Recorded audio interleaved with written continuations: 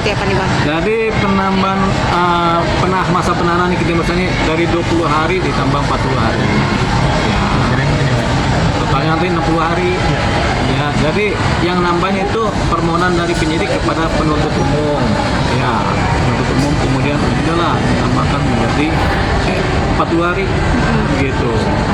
Ini saling koordinasi lah antara penegak hukum, kepolisian, kejaksaan, sampai pengadilan. Jadi sepanjang perkara ini berjalan di proses di penyidikan, selamat-lambatnya 3 bulan, Nikita Mirzani kemudian ditahan selamat-lambatnya 3 bulan juga. Ini cepat penyidikan bekerja untuk memberkas perkara ini, perkara Nikita Mirzani ini supaya menjadi cepat P21. Makin cepat makin bagus, supaya jangan sampai lewat waktu.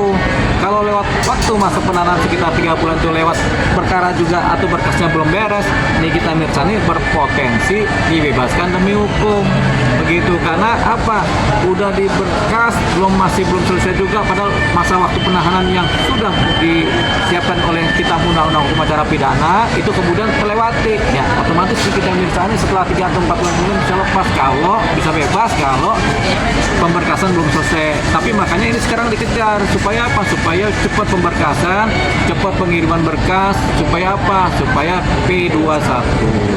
Supaya berkas dinyatakan lengkap. Siapa tahu bulan depan atau seminggu depan sudah P21 sudah segera disidangkan dalam selambat-lambatnya 1 minggu atau 2 minggu dari P21.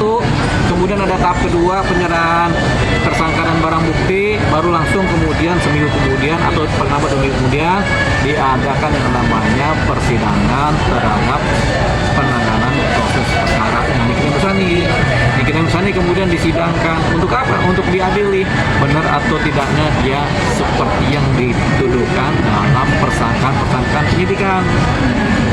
Bang, penambahan penahanan ini termasuk menjadi apa ya namanya poin penting sebenarnya yang dicari sama penyidik sendiri nih Bang. Menurut Abang, kenapa sampai saat ini belum juga P21 padahal bukti sudah ada dan sudah banyak. Ya, setiap perkara pidana yang kemudian ditangani oleh penyidik itu pada umumnya mereka mengerjakan itu rata-rata 3 bulan.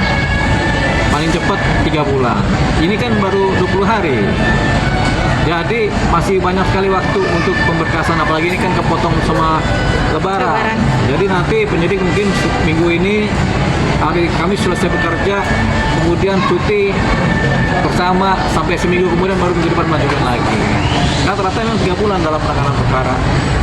Setiap perkara yang ditahan ini kan, gitu. Karena 3 bulan setelah itu disidangkan.